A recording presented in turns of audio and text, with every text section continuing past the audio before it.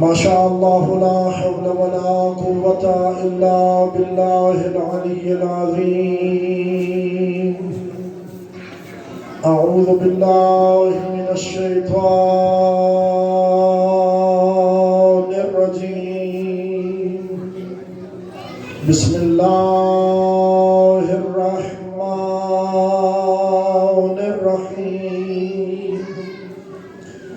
الحمد لله الواحد الأحد الفرد الصمد الذي لم يلد ولم يولد ولم يكن له كفوا أحد.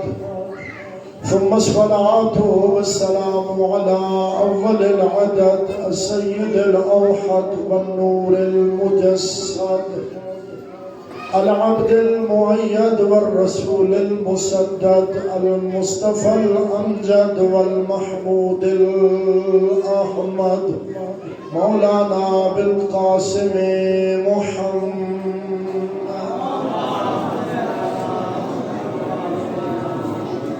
وعلى آله الطيبين الطاهرين المعصومين المظلومين رحمة الله على أحبابهم ولعنة الله على أعدائهم ملعونين من يوم عداوتهم إلى أبد الآبدين. أما بعد فمن كلام الله عز وجل بسم الله الرحمن الرحيم. فلولا إذا بلغت الحلقوم وأنتم حينئذ تنظرون ونحن أقرب إليه منكم ولكن لا تبصرون. سلامات.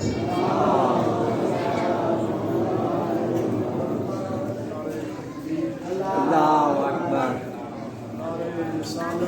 یا رسول اللہ.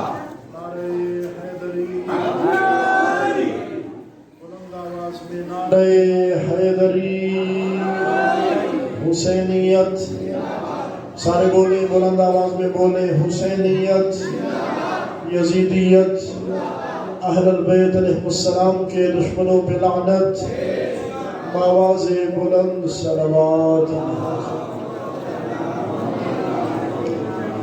سامعین محترم احباب ایمانی، اللہ رب العزت اس عبادت کو اپنی بارگاہ میں قبول اور مستجاب فرمائے. پروردگار بانیان کے مرحومین کے درجات بلند فرمائے اور انہیں کروٹ کروٹ جنت نصیب فرمائے. شفاعت اہل بیت علیہ السلام کا حقدار قرار فرمائے. آپ سمیت جتنے اس ذکر میں کسی بھی انداز میں اس ثواب میں شامل ہیں، پروردگار سب کی ساری دعائیں قبول اور مستجاب فرمائے. ان تمام دعاؤں کی قبولیت کے لیے مل کے بلند صلوات پڑھیں. مجھے جو وقت دیا گیا تھا میں وقت پہ حاضر ہو گیا تھا، تو اپنے بھائی سے معذرت بھی چاہتا ہوں اگر ان کے لیے ناگوار ہو. تو بہرحال میں پھر بھی بانی کے حکم پر حاضر ہوں. ایک موضوع ابھی میرے بہت زیادہ محبت کرنے والوں نے میرے ذمہ لگایا، لیکن جو وقت کی صورتحال دیکھ رہا ہوں اس میں مناسب نہیں ہے کہ اتنے طولانی موضوع کو تھوڑے سے وقت کے لیے بیان کیا جائے. لہذا آج میں ایسا موضوع بیان کروں گا جو کسی بھی وقت چھوڑا جا سکتا ہے. لہذا وہ موضوع آئندہ جب کبھی آؤں گا انشاءاللہ وہ موضوع بیان کروں.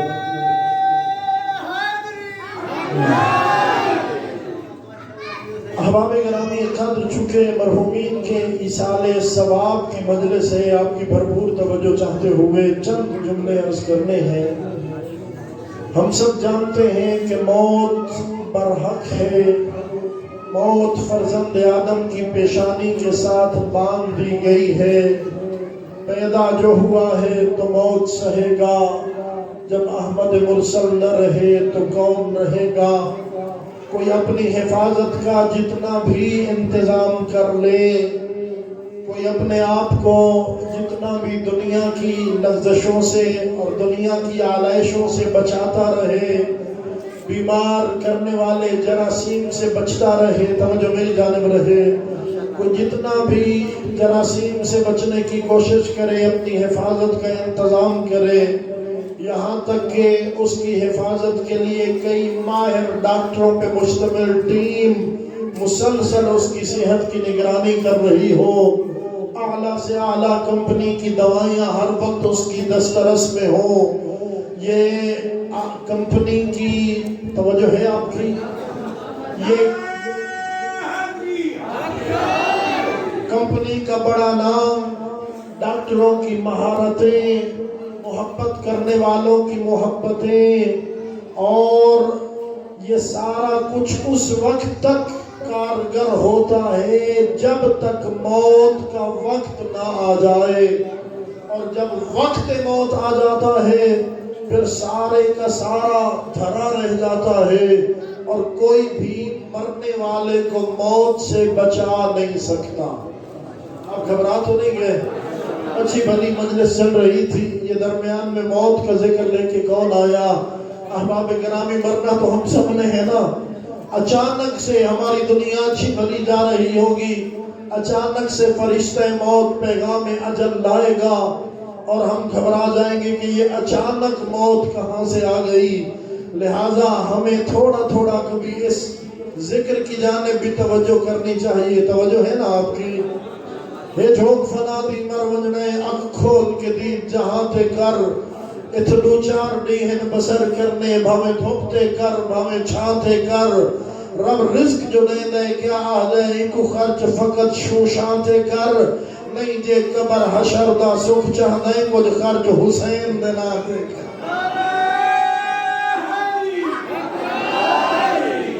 زندہ و سلامت رہے۔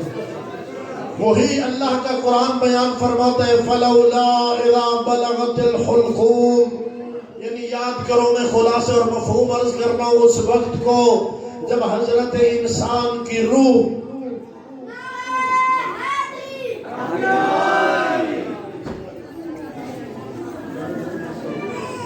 قبلہ کی آمد پہ مل کے آواز بلند صلوات پڑھیں۔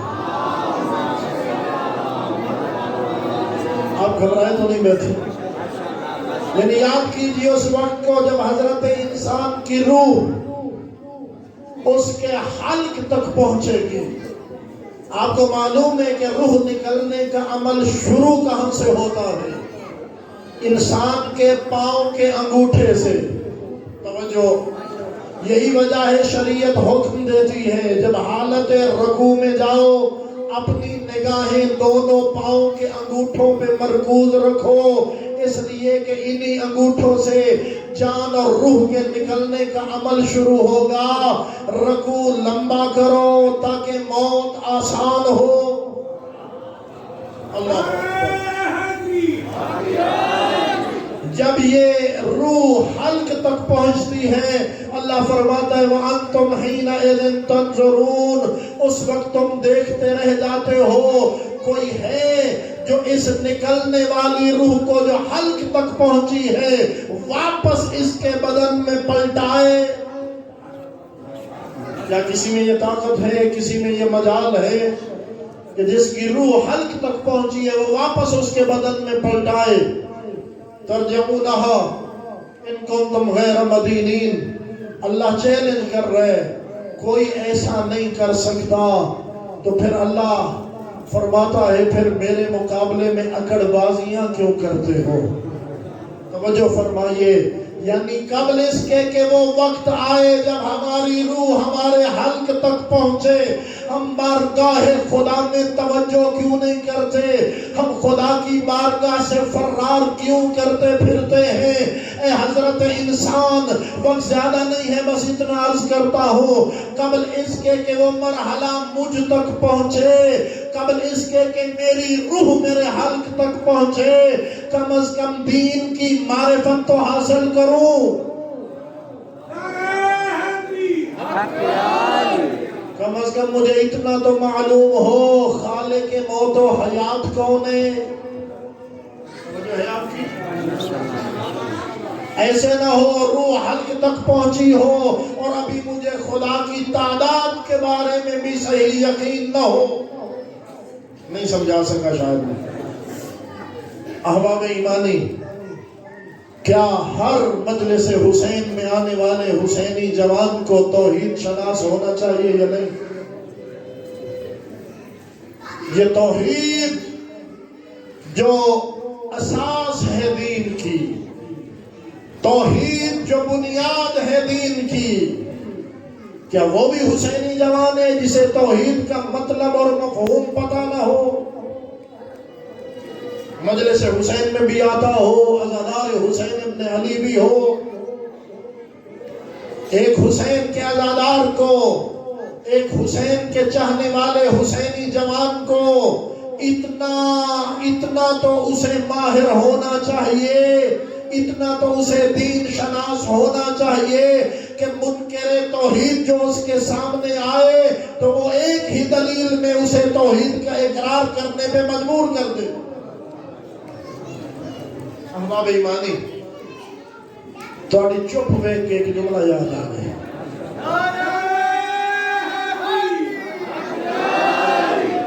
آپ ہی کے مذہب کے بہت بڑے عالم علامہ ہلی علیہ الرحمہ، جو واقعاً علامہ کہے جانے کے لائق تھے، جو واقعاً علامہ تھے.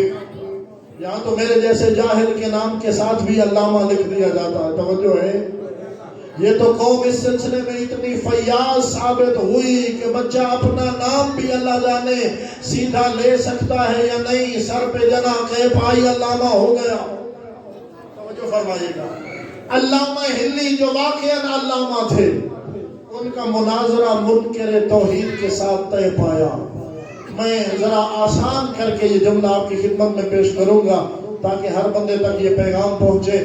مثلا جمعے والے دن صبح 10 بجے فلاں جگہ پہ علامہ ہلی بھی آئیں گے، وجود خدا پر دلیلیں دیں گے، اور یہ جو دہریہ ہے، جو خدا کو نہیں مانتا، جو خدا کا منکر ہے، وہ بھی آئے گا، وہ اپنے دلائل دے گا، علامہ ہلی اپنے دلائل دیں گے.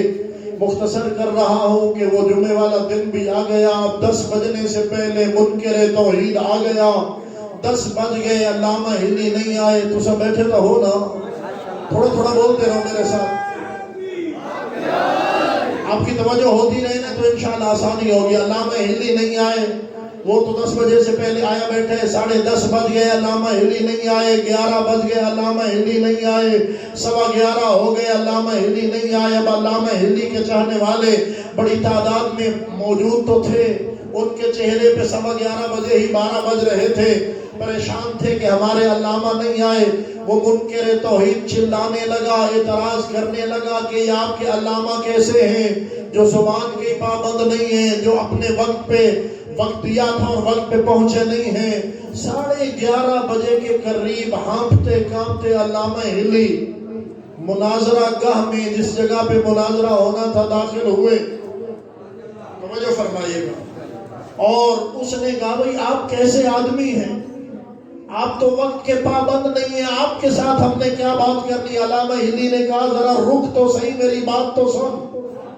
میں مقررہ وقت پہ اس مقام پہ پہنچ جاتا، لیکن میری راستے میں بن گئی تھی مجبوری. توجہ، میری بن گئی تھی مجبوری. راستے میں پڑتا تھا دریا پار کرنے کا کوئی وسیلہ نہیں تھا. میں دریا کے پار پریشان کھڑا تھا، وقت بڑھتا جا رہا تھا. یہ تو اچانک ایک پودا اگا جو میرے دیکھتے ہی دیکھتے ایک درخت بن گیا. اس درخت سے خود بخود لکڑیاں اترنے لگی، کوئی اتارنے والا نہ تھا. ان لکڑیوں کے خود بخود پھٹے بننے لگے، کوئی بنانے والا نہ تھا.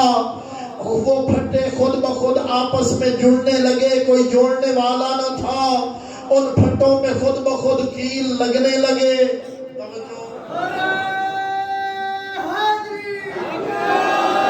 علامہ ہلی کہہ رہے ہیں کہ خود بخود ایک کشتی تیار ہو گئی.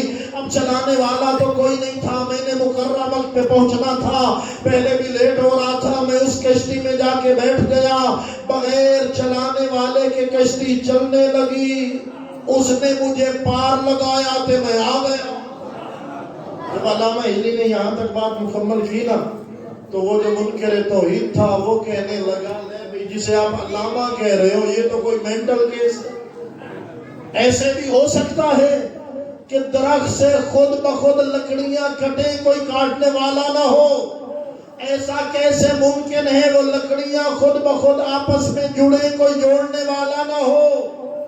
ایسا کیسے ممکن ہے کہ کوئی بنانے والا نہ ہو خود کشتی بن جائے, کوئی چلانے والا نہ ہو خود کشتی چلتی رہے. بغیر بنانے والے کے بنی کیسے, بغیر چلانے والے کی چلی کیسے. توجہ فرمائیے گا, جب اس نے یہ کہہ کے علامہ ہلی کا مذاق اڑانا چاہا, علامہ ہلی نے فرمایا بدبخت تجھے یہی تو سمجھانے آیا ہوں, اگر ایک کشتی بغیر بنانے والے کے بن نہیں سکتی تو اتنی بڑی کائنات.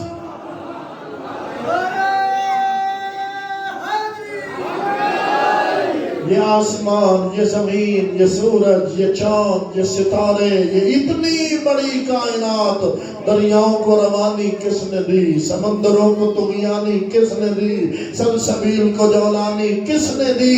اتنی بڑی کائنات جس نے بنائی وہی خدا ہے. اتنا بڑا نظام کائنات جو چلا رہا ہے وہی خدا. اس طرح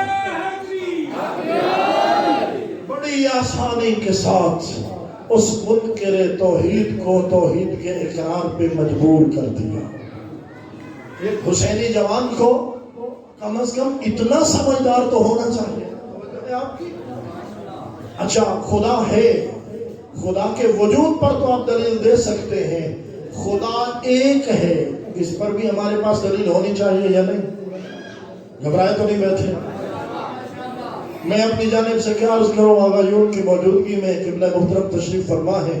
بس اتنا عرض کرتا ہوں کہ مولا امیر المومنین امام المتقین سید الموحدین علی ابن ابی طالب علیہ السلام نے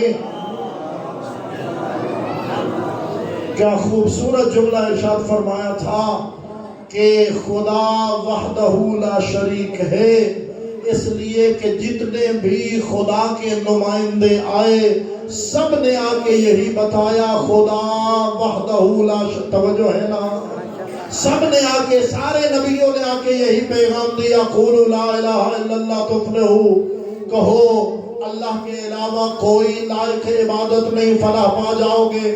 ہم نے بھی ویسے لا الہ الا اللہ تو زبان پہ جاری کر لیا ہے, لیکن علماء سے جا کے تسلی کرواؤ لا الہ الا اللہ کا مفہوم کیا ہے, لا الہ الا اللہ کا معنی کیا ہے, لا الہ الا اللہ کا مطلب کیا ہے. لا الہ الا اللہ یعنی لا خالق الا اللہ, لا رازق الا اللہ, لا حی الا اللہ, لا قیوم الا اللہ, لا محیی الا اللہ, لا ممیت الا اللہ. بہت خاموشی سے بیٹھے رہے آپ, اب آپ بھی میرے ساتھ بولیں گے, یعنی لا خالق الا اللہ, خالق ہے فقط اللہ, رزق دینے والا فقط, سارے بولو رزق دینے والا, زندگی دینے والا, سارے بولو موت دینے والا, بیمار کرنے والا, سارے کیوں نہیں بول رہے, بیمار کرنے والا, شفا دینے والا, بھوکوں کو کھانا کھلانے والا, پیاسوں کو پانی پلانے والا, کسی کو بیٹے دینے والا, کسی کو بیٹیاں دینے والا, کسی کو مانجھ رکھنے والا, وہ اللہ ہے.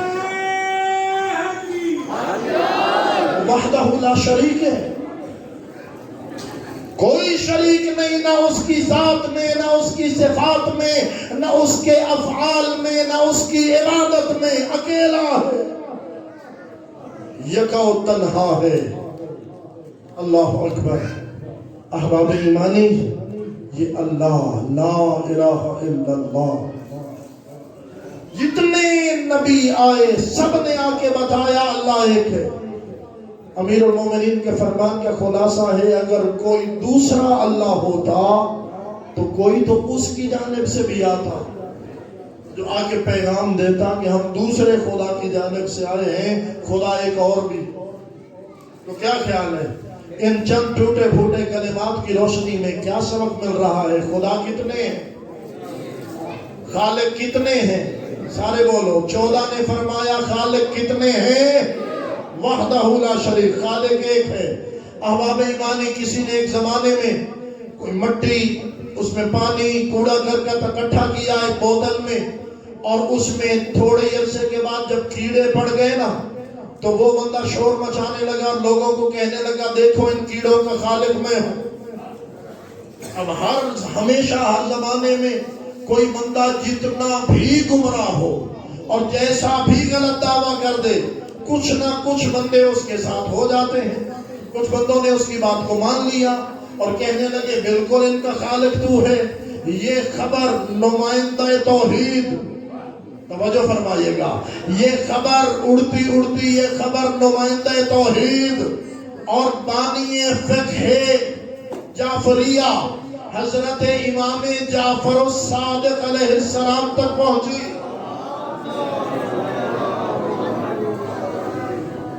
میرے امام علیہ السلام نے اس سے ملاقات کی اور اس سے پوچھا ان کیڑوں کا خالق کون ہے؟ پوری توجہ رکھیے گا، ان کیڑوں کا خالق کون ہے؟ وہ کہنے لگا میں۔ میرے مولا نے فرمایا بتا ان میں نر کتنے، مادہ کتنے؟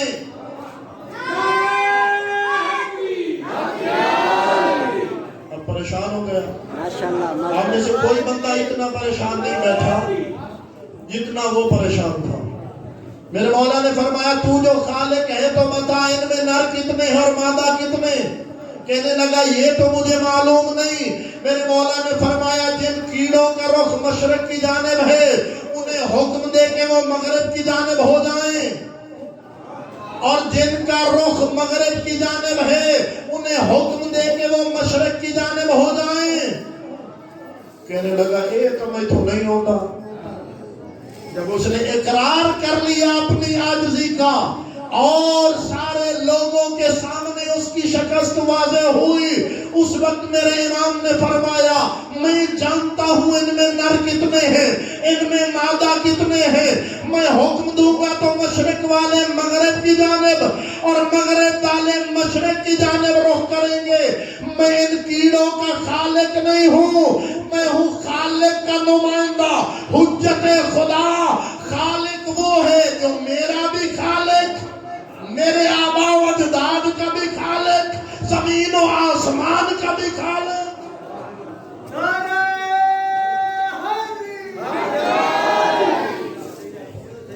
خالق وحدہ لا شریک ہے۔ اللہ اکبر۔ ہم تو ایک دانہ بو کے کھیتی میں واپس چلے آتے ہیں نا، اس ایک کو 100 کون بناتا ہے؟ اللہ فرماتا انتم تزرعونہ ام نحن الزارعون، یہ جو دانہ تم بو کے واپس آتے ہو اس کو اگاتے تم ہو یا ہم؟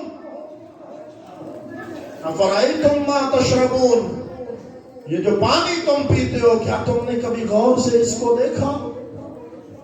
اس کو بادلوں سے نازل تم کرتے ہو یا ہم کرتے ہیں؟ فرماؤ بادلوں سے پانی نازل کون کرنے والا ہے؟ وہ ذات خدا ہے نا، جس نے کیسا پیارا نظام اور سسٹم بنایا ہے۔ اس نے اپنی قدرت کاملہ سے سمندروں کو خلق کیا، سمندر کے اوپر چمکنے لگا اس کا آفتاب، اور اس کے آفتاب کی چمک سے حرارت پیدا ہوئی، بخارات بن کے اٹھنے لگا سمندر کا کھارا پانی۔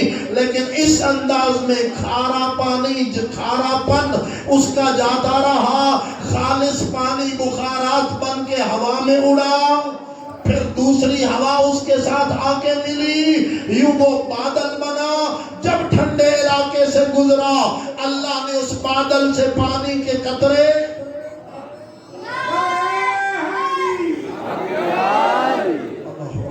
حضرت انسان اگر آنکھ کھول کر خدا کی کائنات میں غور کرے نا تو جو ان چیزوں کا خالق ہے وہی خدا ہے، جو اس نظام کو چلانے والا ہے نا وہی خدا ہے۔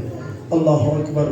احباب ایمانی، جس نے توحید دروازے ولایت سے لی ہونا اس کی توحید سب سے اعلیٰ توحید ہوتی ہے۔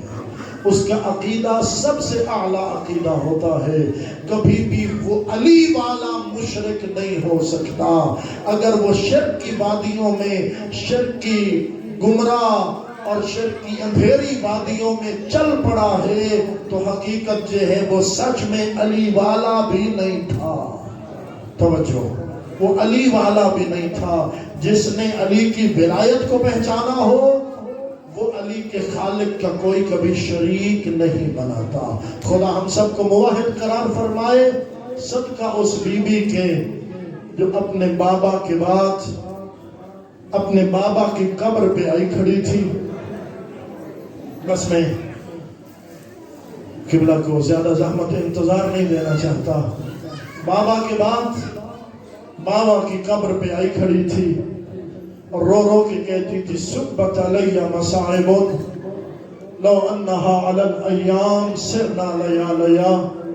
اجرکم اللہ. زیادہ لمبا مصائب بھی نہیں پڑھوں گا، بس چند جملے اور انشاءاللہ ہم سب کے حصے کی عبادت ہو جائے گی. اندازہ لگاؤ نا، 18 سال کی عمر میں نبی کی اکلوتی بیٹی، کوئی اتنے مسائل بابا کے بعد آئے کہ بابا کی تازی بنی ہوئی قبر پہ آ کے کہہ رہی تھی بابا تیرے بعد تیری بیٹی پہ اتنی مصیبتیں آئیں. آج رکھو اللہ. میرے خیال میں کچھ لوگ شرم کر رہے ہیں. بابا تیرے بعد تیری بیٹی پہ اتنی مصیبتیں آئیں.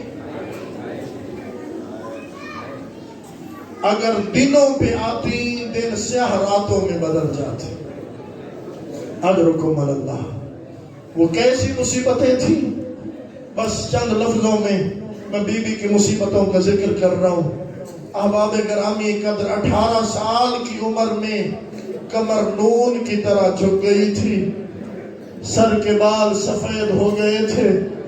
بی بی بغیر سہارے کے چل نہیں سکتی تھی. اجرکم اللہ. بی بی بغیر سہارے کے چل نہیں سکتی تھی. دروازہ جل گیا تھا، بیٹا مارا گیا تھا، پسلیاں ٹوٹ گئی تھی، ہاتھ زخمی ہو گیا تھا، آنکھ مجروح تھی. اجرکم اللہ. دعا کرو کسی ماں کو اس کے بیٹوں کے سامنے مارا نہ جائے.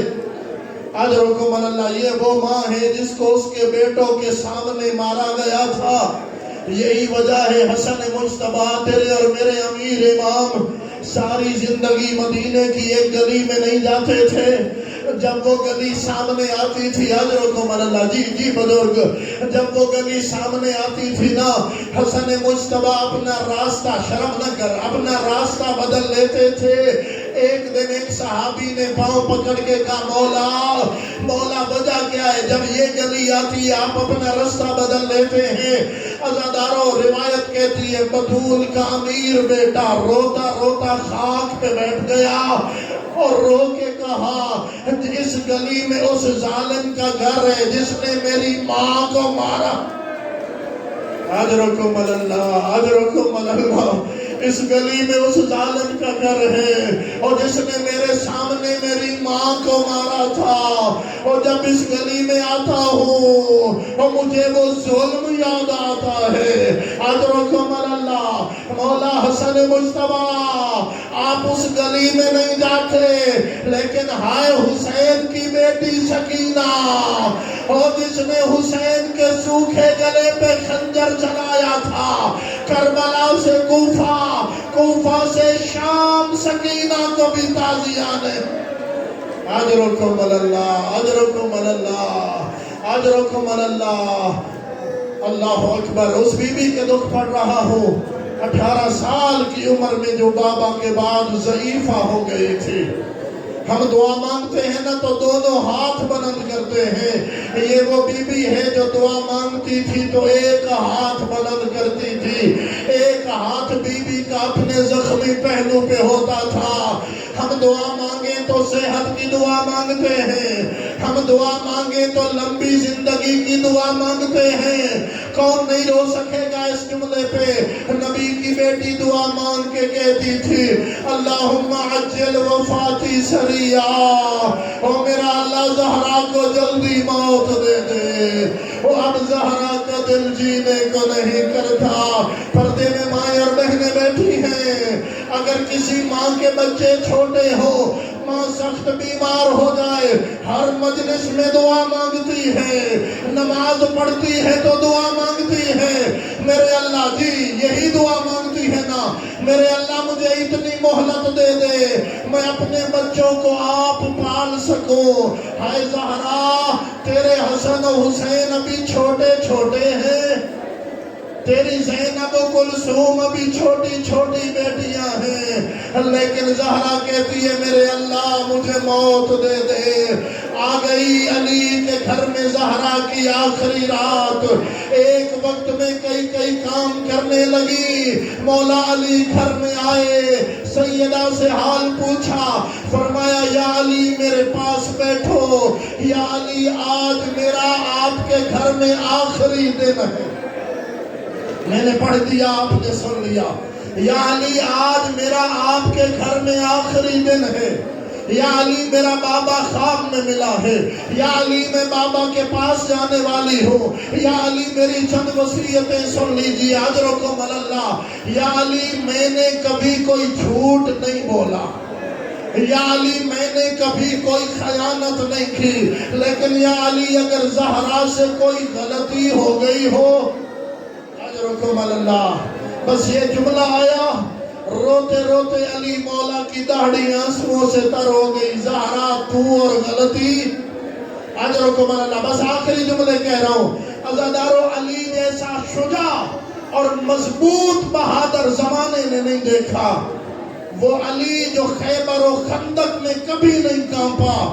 روایت کہتی ہے بطول وصیت کر رہی تھی، علی کے بدن پہ کب کبھی دھاری تھی، بطول وصیت کر رہی تھی، علی مولا بیٹھے ہوئے کانپ رہے تھے۔